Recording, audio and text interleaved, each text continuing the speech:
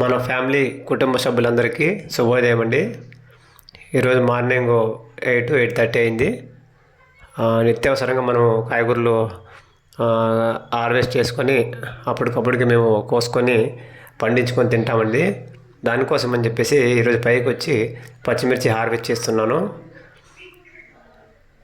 చాలా బాగా వచ్చాయండి. చూడండి, ఇవి కిచెన్ వేస్ట్లో వచ్చినట్టు అనమాట.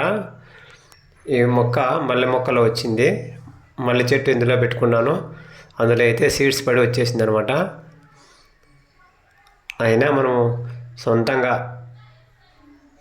మొక్కలను పెంచుకొని అందులో వచ్చే ఫలితాన్ని ఆస్వాదించడం అంటే సంతోషమే వేరుగా ఉంటుంది. టేస్ట్ కూడా వేరుగా ఉంటుందండి.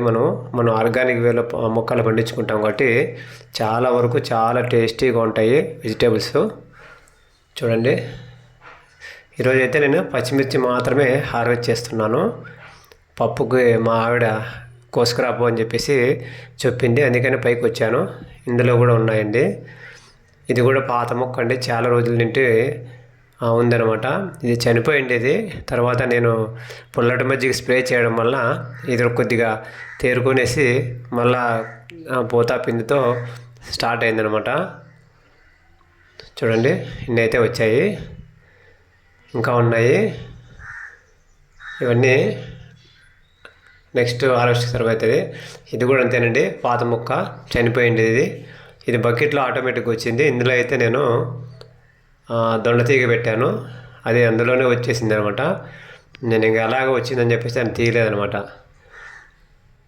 ఇప్పుడైతే హార్వెస్ట్కి అయితే కొన్ని వరకు ఇందులో కొన్ని పచ్చిమిర్చి వచ్చాయి. మనం అప్పుడప్పుడు పచ్చిమిర్చికి